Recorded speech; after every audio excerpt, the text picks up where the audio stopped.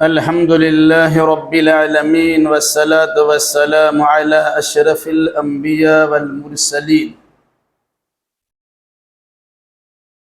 نبينا محمد وعلى آله وأصحابه أجمعين.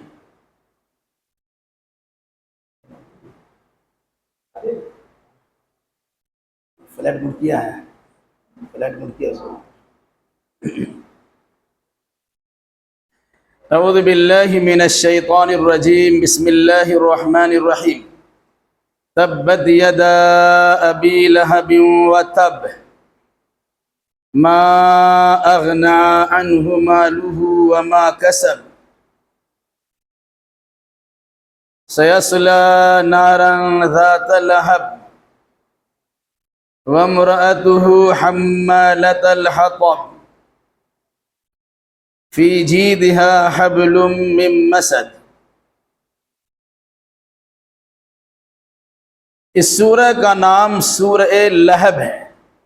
اللہب کا معنی ہوتا ہے آگ کی لپٹ اور شعلہ.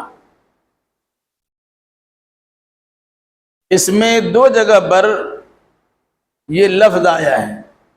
ایک پہلی آیت میں ابو لہب جسے ابی لہب قرآن نے کہا، اور پھر اس کے بعد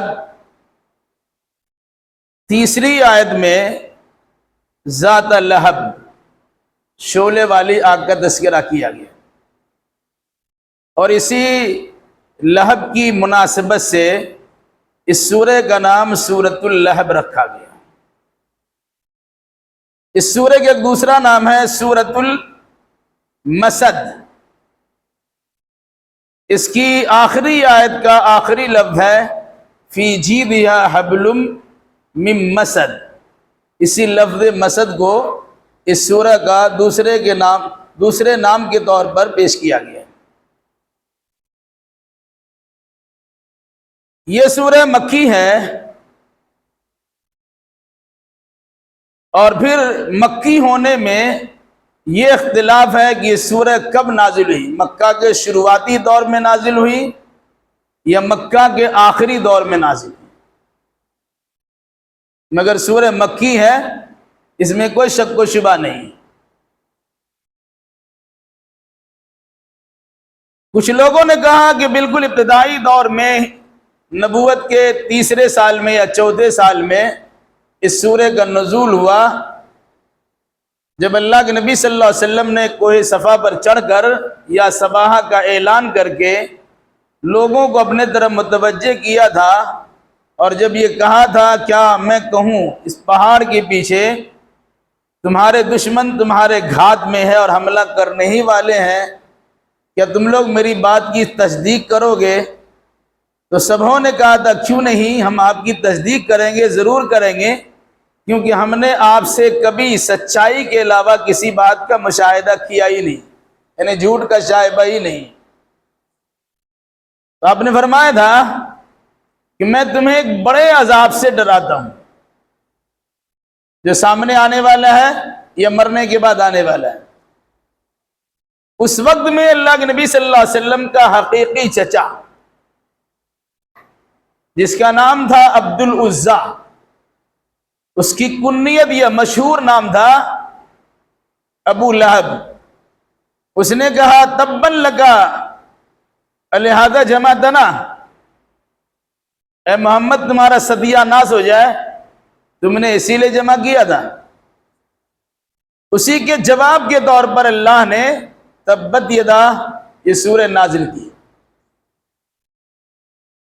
لیکن قرآنی اصول کے مطابق یہ سورہ اس وقت نازل نہیں ہوئی تھی، اس واقعہ کے تحت نازل ہوئی.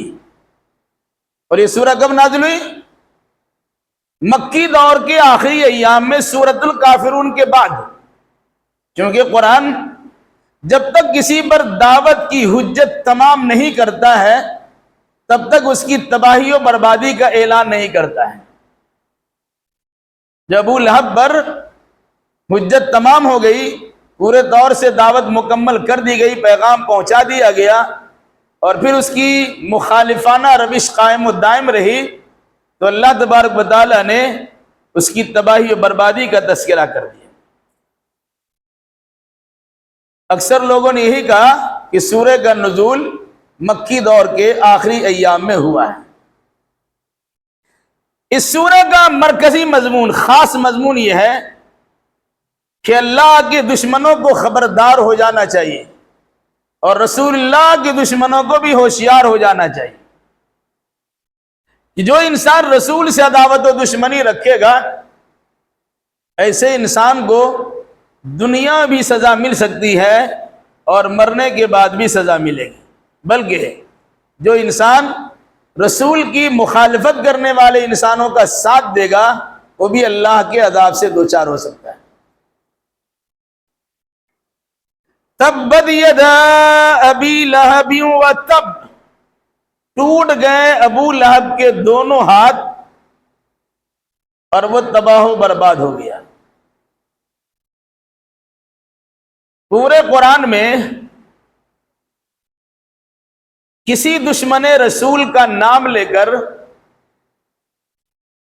تباہی و بربادی کا تذکرہ سوائے ابو لہب کے کوئی نہیں ہے، کسی اور کا نام نہیں لیا گیا،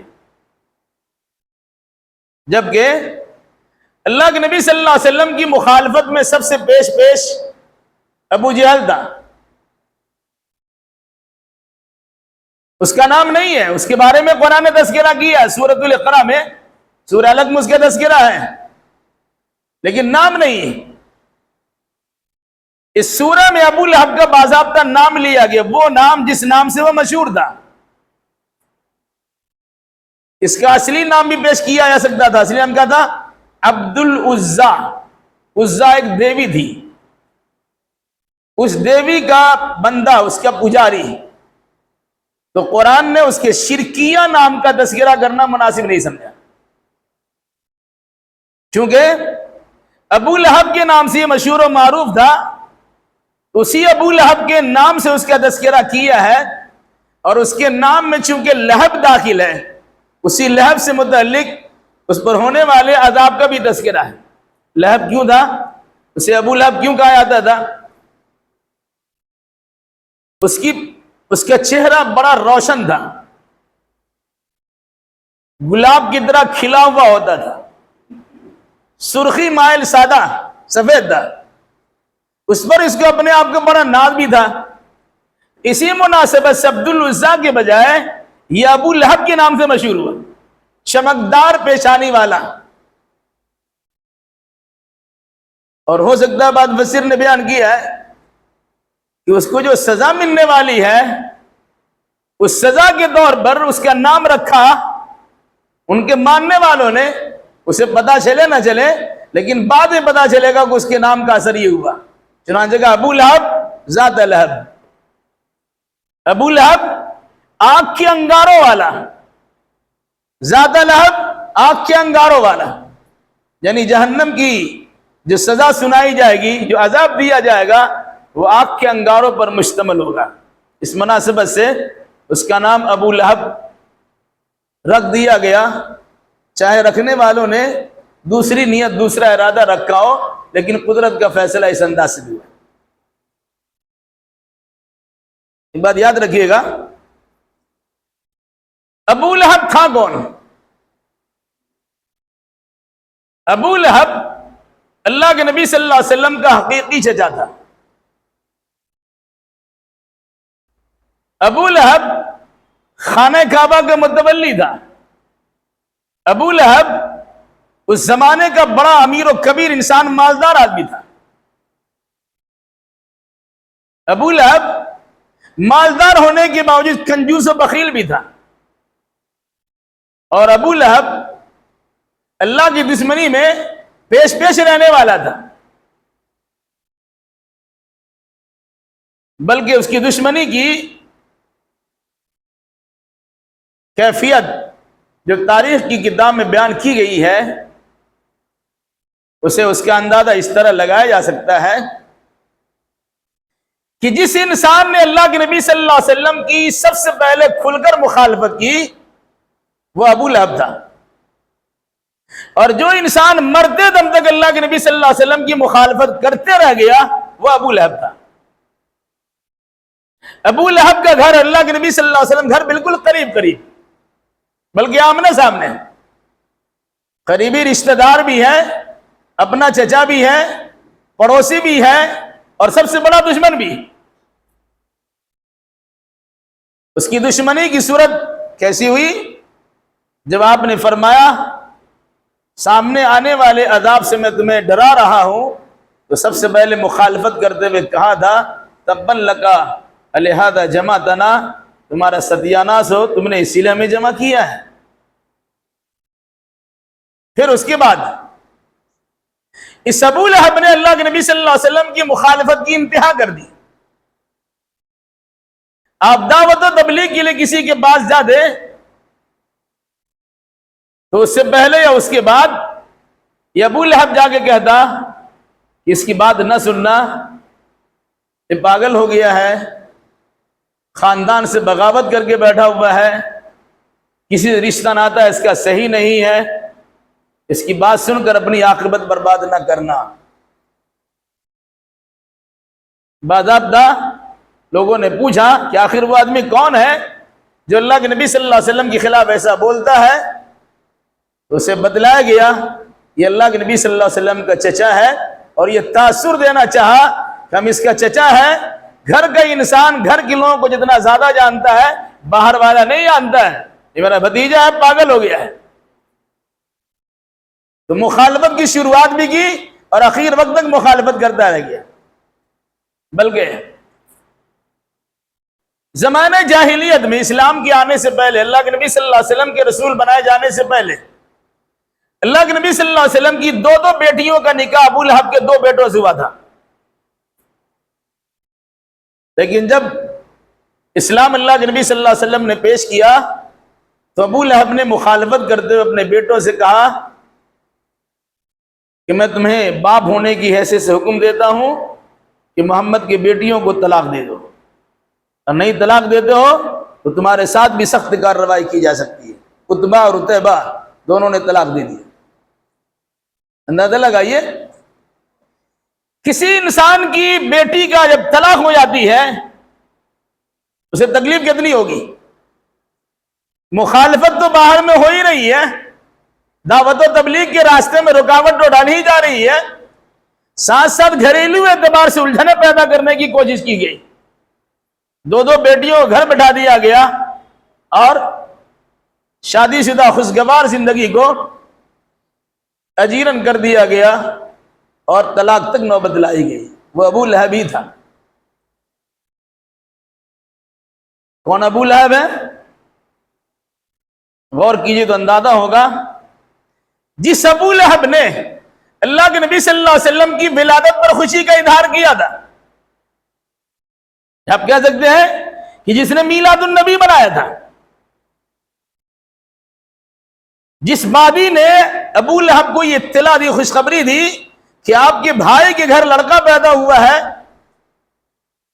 تو ابو لہب نے یہ کہتے ہوئے اسے آزادی کا پروانہ دے دیا، تم نے مجھے بھتیجے کی ولادت کی خوشخبری سنائی ہے، میں تمہیں آزادی کا مژدہ سناتا ہوں، آزادی کی خوشخبری سناتا ہوں۔ وہ ابو لہب جب اس کے سامنے اطاعت کی بات آئی تو سب سے پہلے انکار اسی نے کیا۔ گویا ولادت پر محبت کا اظہار کرنا اور نبوت پر اطاعت سے انکار کر دینا، یہ ابو لہب کا شیوا تھا، جس کے نتیجے میں اللہ تبارک و تعالیٰ نے پوری سورہ کے ذریعے سے اس کی تباہی و بربادی کا تذکرہ کیا ہے، دنیا میں بھی اور آخرت میں بھی۔ اور آخر کی بات، ابو لہب وہ انسان ہے جس نے مال کی محبت میں اس طرح اپنے آپ کو فریفتہ کر رکھا تھا کہ مالی اس کی نگاہ میں سب کچھ۔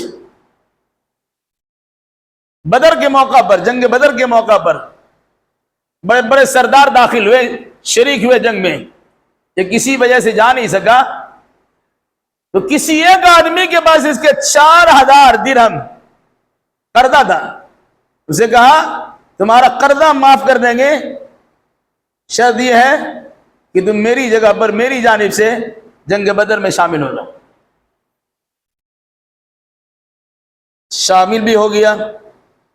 بڑے بڑے سردار جنگ بدر میں کام آ گئے، یعنی موت کے گھاٹ اتار دیے گئے، جہنم رسید کر دیے گئے۔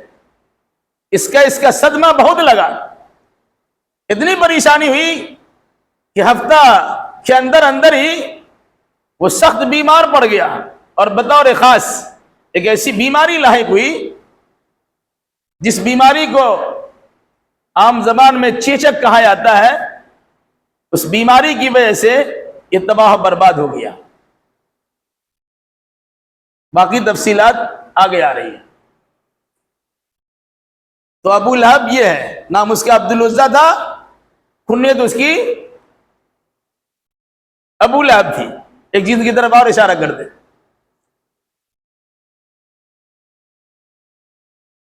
ابو لہب کو اللہ کے نبی صلی اللہ علیہ وسلم کی بات کا اتنا یقین تھا کہ جب ایک مرتبہ ابو لہب کا بیٹا نے اللہ کے نبی صلی اللہ علیہ وسلم کی شان میں گستاخی کی تھی اور آپ کے سامنے آ کر آپ کے منہ پر تھوک دیا تھا، یہ الگ سی بات ہے کہ ابو لہب کے بیٹے کا تھوک اللہ کے نبی صلی اللہ علیہ وسلم کے منہ پر نہیں پڑا۔ اس وقت میں اللہ کے نبی صلی اللہ علیہ وسلم نے بد دعا کی تھی، اللہ تو اپنے کتوں میں سے کسی کتے کو اس پر مسلط کر دے۔ ایک مرتبہ لوگ سفر میں گئے، اس میں ابو لہب کا بیٹا بھی تھا۔ ابو لہب نے سفر کرنے والے سارے افراد سے کہا کہ بھائی میرے بیٹے کا خاص خیال رکھنا، جس علاقے میں ہو وہاں جنگلی جانوروں کا حملہ ہوتا ہے، اور محمد نے جو بد دعا دی ہے وہ بد دعا کہیں قبول نہ ہو جائے، اس لیے میں تم لوگوں کو نصیحت کرتا ہوں بلکہ حکم دیتا ہوں کہ میرے بچوں کی پوری نگرانی کرنا۔ چنانچہ اونٹوں کو کھڑا کر دیا گیا اور بیچ میں اسے رکھا گیا۔ پھر بھی اللہ تبارک و تعالیٰ کا کرنا ایسا ہوا، ایک شیر آیا اور سب کو چیرتا پھاڑتا گھسا اور اس کی لاش کو، یعنی اس آدمی کو، اس کے بیٹے کو چیر پھاڑ کے تباہ و برباد کر دیا۔ اس اندازہ ہوتا ہے کہ ابو لہب کو بھی اللہ کے نبی صلی اللہ علیہ وسلم کی بات پر یقین تھا، جب انہوں نے بد دعا دے دی تو ہو کے رہے گا۔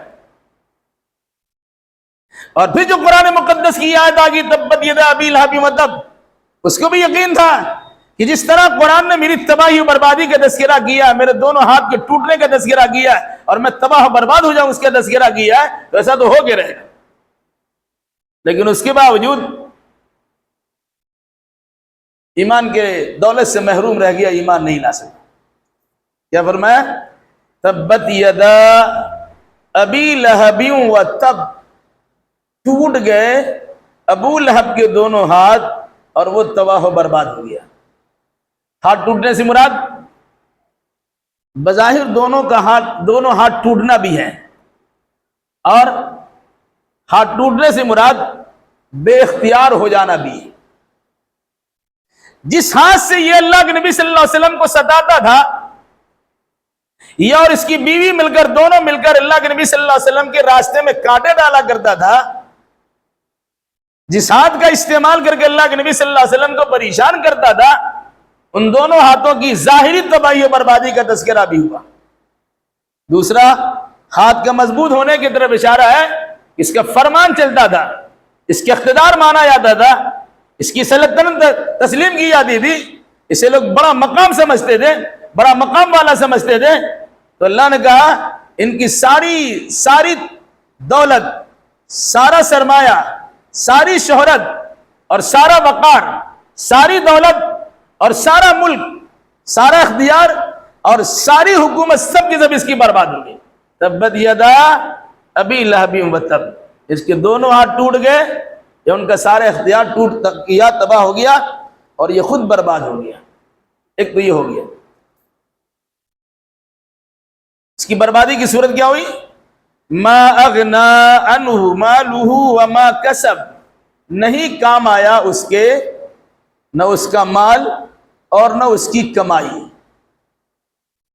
جب اللہ کا عذاب آیا، آدمی بیمار پڑتا ہے، علاج کیا ٹھیک ہو گیا، مال خرچ ہوتا ہے، تو مال بھی کام نہیں آیا۔ کمائی کی دو صورت ہے، جتنے اعمال انہوں نے کر کے رکھا تھا، جال بچھا کے رکھا تھا، لوگوں کو مخالفت کے طور پر تیار کر رکھا تھا، وہ سب بھی ان کے کام نہ سکے۔ اور حدیث میں اولاد کو کمائی کہا گیا ہے، ان کی اولاد بھی اس کی کام نہ سکی۔ کیسے؟ جنگ بدر کے سال میں ابو لہب کو بیماری لاحق ہوئی، چیچک کی بیماری لاحق ہوئی۔ اس زمانے میں اسے متعدی بیماری سمجھا جاتا تھا، چھوت کی بیماری سمجھا جاتا تھا۔ جب اسے بیماری لاحق ہوئی، اس کے بیٹے موجود ہیں لیکن بیٹا ساتھ دینے کے لیے تیار نہیں، اسے دوا علاج کرنے کے لیے تیار نہیں، اس کی دیکھ ریکھ کرنے کے لیے تیار نہیں، سب اسے بند کمرے میں چھوڑ دیا۔ اس کی موت واقع ہو گئی اسی میں۔ مرنے کے بعد 3 دنوں کے اندر اندر اس کی لاش پھٹ گئے اور سراد اور بدبو پیدا ہونا شروع ہو گئی۔ تو لوگوں نے اس کے بیٹے کو لعن طعن کیا کہ اپنے باپ کا جنازہ تو اٹھاؤ، اس کی تجہیز و تکفین تو کرو، اسے کفن دفن تو کرو۔ تو بعض روایت میں ہے کہ دوسرے لوگوں کو بلا کر، مزدوروں کو بلا کر اسے اٹھا کر کہیں ڈال دیا گیا، یا پھر اسی جگہ گڈھا کھود کر اسے ڈالا گیا اور بھی مٹی بھر دی گئی۔ کیا قرآن نے کہا؟ ما اغنا عنہ مالہ، کچھ کام نہیں آیا اس کا، اس کے کچھ مال، وما کسب، اور نہ اس کی کمائی کام آئی۔ جو سردار بنا بیٹھا تھا، سردار کے گھر میں کسی کی موت واقع ہوتی ہے تو بہت سارے لوگ وہاں پہنچتے ہیں، جس کے تعلقات جتنے وسیع ہوتے ہیں اسی اعتبار سے اس کے جنازہ میں لوگ شریک بھی ہوتے ہیں۔ تو ابو لہب تو خانہ کعبہ کا متولی تھا، اس کے تعلقات تو بڑے استوار تھے، جہاں جہاں خبر پہنچتی وہاں وہاں کے لوگوں کو آنا چاہیے تھا، لیکن ایسی بیماری میں اللہ نے مبتلا کر دیا کہ جس کے نتیجے میں خود بیٹا اس کے جنازہ میں شامل نہیں ہو سکا، اس کے دوست احباب، رشتہ دار اس کے کچھ کام نہ آ سکے، نہ اس کی کمائی کچھ کام آ سکی، نہ اس کی اولاد کام آ سکی، نہ اس کا مال کام آ سکا۔ ما اغنى عنہ مالہ وما کسب، نہ اس کا مال اس کے کچھ کام آ سکے، نہ اس کی اولاد اس کے کام آ سکے۔ وہ داخل ہوگا ایسی آگ میں جو شعلے والے ہوگی، ان قریب وہ داخل ہوگا شعلے والی آگ میں، جس میں لپٹ ہے، ایسی آگ جس کو شعلہ والی آگ کہا جاتا ہے، اس میں اس کو ڈالا جائے گا۔ تو نام ہے ابو لہب اور آگ ہے ذات لہب، اس کے نام کی مناسبت سے بھی اللہ تعالیٰ نے عذاب کا انتخاب کیا ہے۔ ظاہر سی بات ہے، جہنم میں تو جہنم کی آگ تو آگ ہی ہے، دنیا کی آگ کے مقابلے میں زبردست وہ آگ ہے، لیکن اس کے باوجود اس آگ کی خصوصیت کو بیان کیا گیا شعلہ والی آگ، جس میں لپٹ ہے۔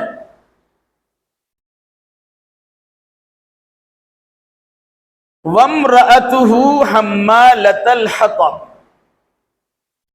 یہ تو شوہر کا انجام ہوا۔ شوہر کے اس بری حرکت میں اس کی بیوی ہاتھ بٹاتی تھی۔ بیوی کا اصل نام تھا اروا، لیکن ام جمیل کے نام سے مشہور تھی۔ ام جمیل یا اروا بنت حرب، یہ حضرت ابو سفیان کی بہن ہے۔ جو حضرت ابو سفیان فتح مکہ کے موقع پر ایمان لے آئے، انہی کی بہن ہے ام جمیل، ان کا نک نیم ہے۔ کیا قرآن کہا؟ وَامْرَأَتُهُ حَمَّالَةَ الْحَطَبِ، اس شعلے والی آگ میں اس کی بیوی بھی داخل ہوگی جو گٹھر اٹھانے والی ہے۔ گٹھر اٹھانے سے مراد، بعض نے کہا کہ لکڑیوں کا گٹھر اٹھانے والی، تو کون سے لکڑی؟ جنگل جا کر کانٹے دار لکڑیاں کاٹ کے لاتی تھی اور اپنے سر پہ اس کا بوجھ اٹھا کے لاتی، اور اللہ کے نبی صلی اللہ علیہ وسلم کے گھر کے سامنے یہ کانٹے بچھا دیا کرتی تھی۔ تو لکڑیوں کا بوجھ اٹھانے والی، جھاڑ جھنکار کانٹے دار درخت کی لکڑیوں کا بوجھ اٹھانے والی اس کی بیوی ہے، اس کو بھی شعلے والی آگ میں ڈالا جائے گا۔ ظاہر سی بات ہے، جب آگ بجھ رہی ہو اس میں لکڑی ڈال دیجیے، اس آگ کا انگارہ اور بڑھ جاتا ہے۔ بعد مفسرین نے اس کی تفسیر ترجمہ یہ کیا ہے، حمالۃ الحطب، مراد یہ گناہوں کا بوجھ اٹھانے والی ہے، یہ اپنے شوہر کا ساتھ دے کر اپنا بھی گناہ اٹھائی ہے اور اپنے شوہر کا بھی گناہ کا بوجھ اٹھائی۔ اور کچھ علماء نے تفسیر یہ کی ہے کہ جہنم میں ابو لہب کو جو شعلے والی آگ جلائے گی، اس میں ایندھن کے طور پر یہ لکڑیاں چن چن کر اسے ڈالنے پر متعین کیا جائے گا کہ اور یہاں جس طرح تم نے شوہر کے لیے دنیا میں کام کیا ہے، اب جہنم میں اپنے شوہر کے آگ میں اضافہ کرنے کے لیے گٹھر، لکڑیوں کا گٹھر تیار کرو، چن چن کے لاؤ اور اس میں اس کا ایندھن بنا کر اس کی آگ میں شدت پیدا کرو۔ تو اس کی بیوی حمالۃ الحطب، جو گٹھر اٹھانے والی ہے، جو لکڑیوں کا بوجھ اٹھانے والی ہے، جو گناہوں کا بوجھ اٹھانے والی ہے۔ دوسری بات، حمالۃ الحطب، بعد مفسر نے اس کا ترجمہ تفسیر کیا ہے، یہ چغل خوری کرنے والی، ادھر کی ادھر بات کرنے والی ہے، بات کا بوجھ لیا کسی اور جگہ سے آگے بیان کر دینے والی۔ تو ابو لہب کی بیوی تو کرتی ہے تھی، اللہ کے نبی صلی اللہ علیہ وسلم کے خلاف اس قسم کی ہردہ سرائی بھی کرتی تھی، آپ کی غیبت چگلی بھی کرتی تھی، آپ کے خلاف مذمتیں بیان کرتی تھی وغیرہ ذالک۔ ان تمام معنوں میں اسے کہا گیا حمالۃ الحطب، لکڑیوں کا بوجھ اٹھانے والی، کانٹوں کا بوجھ اٹھانے والی، گناہوں کا بوجھ اٹھانے والی، اپنے شوہر کی آگ میں شدت پیدا کرنے کے لیے لکڑیوں کو بطور جلاون ایندھن پیش کرنے والی، اور اس کے علاوہ چغل خوری کرنے والی تھی۔ اس کی سزا بھی یہی ہے کہ وہ بھی شعلے والی آگ میں داخل کی جائے گی۔ فی جیدہا حبل من مسد، اس کے گردن میں ایک رسی ہوگی مضبوط بٹی ہوئی۔ اس سلسلے میں کئی بات مفسرین نے بیان کی ہے۔ ایک بات تو یہ ہے کہ کبھی کبھی ایسا ہوتا ہے، عام طور سے دیہات میں عورتیں لکڑی چننے جاتی ہیں، ابھی بھی دیہات میں ایک رواج ہے، جلاون کے لیے کھیت کھلیان میں جا کر لکڑیاں چن کے لاتی ہے، اسے رسی سے باندھتی ہے، سر پہ بوجھ اٹھا کے لاتی ہے، سکھاتی ہے اور اسی کو آگ چولہے میں جلا کر کے کھانا پکاتی ہے۔ بعد مفسر نے بیان کیا کہ جب یہ کانٹے دار درخت سے لکڑیاں اور کانٹے دار درخت کو جمع کر کے بوجھ بنا کر لا رہی تھی، تو جس رسی سے اس کانٹے دار درخت کے لکڑیوں کو باندھی تھی، وہ بوجھا اس کے گردن سے الجھ گئی اور اسی میں مر گئی۔ تو دنیاوی اعتبار سے اس کے ساتھ یہ ہوا، لیکن حقیقت یہ ہے کہ اخروی اعتبار سے